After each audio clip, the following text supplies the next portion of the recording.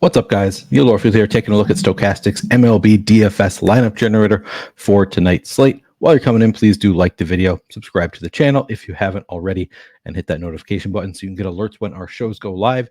If you have not yet signed up for the Lineup Generator, you can still get it for 50% off your first week using the link in the description of this video if you're on YouTube, or in my tweet if you are on Twitter. It's going to be just $4.48 for your first week if you use that link. It's going to be just $8.95 after that as well. Fantastic deal for a tool that only gives you plus EV lineups. Every single lineup you get out of the Lineup Generator is going to be a long-term profitable lineup. They've been run through the Stokastic Sims. That is what we have found in the Sims at the very least. All right, I'm going to start by taking a look at some DraftKings lineups.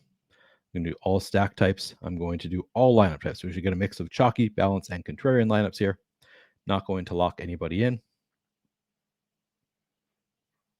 All right, I already run this here. I can clear my lineups quickly now. Redo a new set of 20. Forgot that I'd already done that on the strategy show this morning. All right, so first lineup in my new set, we've got Blake Snell and Steven Matz as the pitchers. We've got a 4-4 Orioles and Seattle lineup here on the chalky end of the spectrum, but not on the far left end. All right, let's take a look at the pitchers to start. Snell and Matz. Snell, second on the board, 28% chance of being a top two pitcher. Matz, fifth on the board with a 19% chance of being a top two pitcher. Nice matchup with Colorado outside of Coors for Matz. Tough matchup for Snell, but getting low ownership as a result. The bats, we've got the Orioles and the Mariners. Two top teams in the top stack tool. Orioles with a 10% chance of being the top stack. Seattle with a 10% chance as well. So our two top stacks on the board, both represented in this lineup, and two nice pitchers as well. We'll save that one.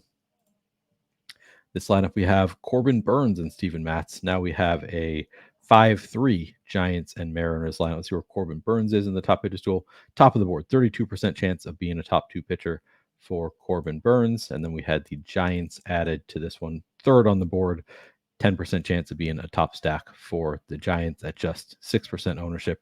Looking good there. All right.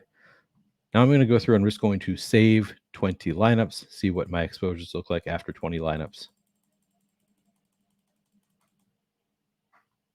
All right, pretty flat here, pretty good mix. We've got 50% of Steven Matz, Gunnar Henderson, Corbin Burns. Then we drop down to 40% of Maeda, Jose Ramirez, and Steven Kwan. Looks pretty good. I think I'm satisfied with this spread. You know, I sometimes will cut back on some players in my lineups just for the sake of diversifying my lineup set, mitigating risk a little bit. I don't really think that's necessary if you're only playing 20 lineups on this slate. Two of the players that I have 50% of are both pitchers. I'm usually okay eating a little bit more chocolate pitcher. Then we got Gunnar Henderson, 50%. Yeah, it'd be a bit much if I were playing 150 lineups. I probably wouldn't want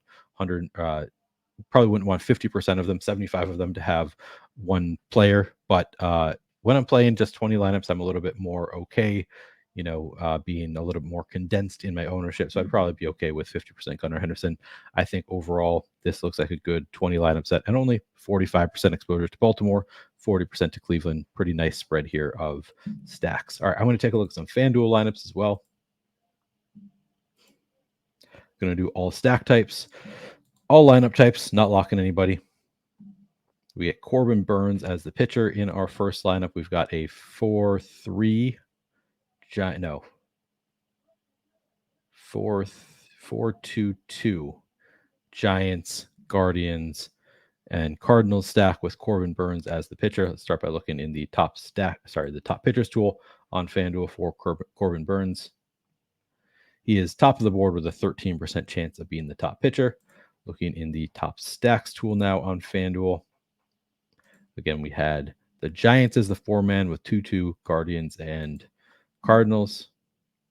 Giants third on the board with a 9% chance of being the top stack. We've got the Cardinals with a 10% chance of being the top stack. They are second on the board, and then the Guardians fourth with a 9% chance of being the top stack. So three of our top four stacks represented in this one, along with the top pitcher. Looking at the ownership, still not extremely chalky, still kind of middle of the board there. So looks like a really nice lineup here. We will move on to the next lineup. Let's take a look at one more, and then we will look at my exposures for 20. So this one we have a 4-4 Cardinals and Brewers stack with Kenta Maeda as the pitcher. Maeda third on the board with a 9% chance of being the top pitcher. Then we had the Cardinals again, and then the Brewers, who are sixth on the board with an 8% chance of being the top stack. So again, some of the better stacks represented in this one, very contrarian. We've got, low 1% owned Jordan Walker, 6% Mark Canha, 5% Kenta Maeda. So kind of not a ton of ownership on this one. We do have some bats in the double digits, but Maeda really bringing down the ownership. Canha and then Jordan Walker at 1%, really bringing it down overall. All right, I'm going to save 20 lineups and see what I end up with. All right, after 20 lineups on FanDuel, got to 75% Corbin Burnes, 65% Tommy Edman, and then we dropped down to 50% Oscar Gonzalez.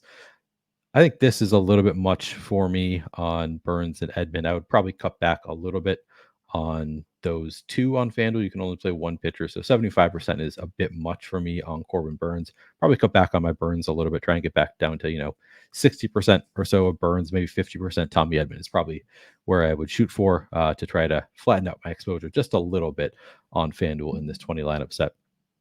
All right, I think that's going to do it for this video. Again, if you haven't done so, please do like the video. Helps me out quite a bit. Or if you're on Twitter, just like my tweet.